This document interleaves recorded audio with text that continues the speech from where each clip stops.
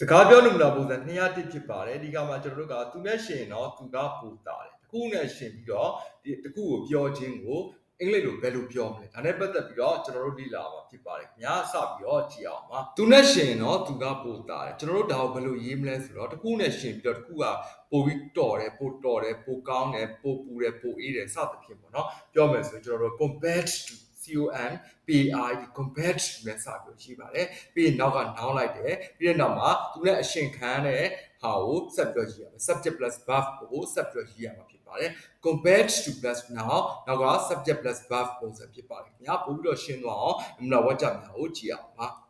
compared to summer winter is much colder ရီယာနဲ့ရှင် sound ကပို့ပြီးတော့အများကြီးပို့ပြီးတော့အေးတယ် compared to a car a basket is cheaper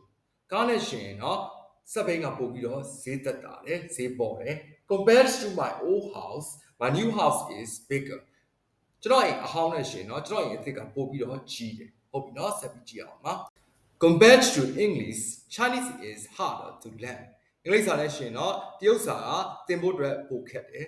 compared to last year's this year is more successful မနေ့ကနဲ့ရှင်နော်ဒီနှစ်ကပို့ပြီးတော့အောင်မြင်တယ် compared to cats dogs are more active ကြောင်နေတဲ့ရှင်တော့ခွေးတွေကပို့ပြီးတော့တက်ကြွတယ်ဟုတ်ပြီနော်ကျွန်တော်ဆက်ကြည့်အောင်ပါ compared to coffee tea is healthier coffee နဲ့ရှင်တော့လက်ဖက်ရပို့ပြီးတော့ကျန်းမာရေးညီညွတ်တယ် compared to her brother she is more patient သူမကိုနဲ့ရှင်တော့သူမကပို့ပြီးတော့စိတ်ရှည်တယ် compared to yesterday today is much sunnier မနေ့ကနဲ့ရှင်တော့ဒီနေ့ပို့ပြီးတော့နေတာတယ် compared to walking running spends more calories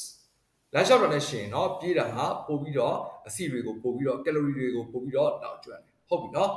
ကျေးဇူးတင်ပါတယ်ခင်ဗျာဒါကတော့ကျွန်တော်တို့ကစကားပြောနမူနာပုံစံ201ပါ compared to someone noun လိုက်မယ်ပြီးတော့နောက်က subject plus verb ပုံစံကိုလေ့လာကြတာဖြစ်ပါတယ်ခင်ဗျာနမူနာဝါကျများကိုဖတ်ပြီးတော့အစားတို့ပြောဆိုသုံးစွဲကြည့်ပါအားလုံးကျေးဇူး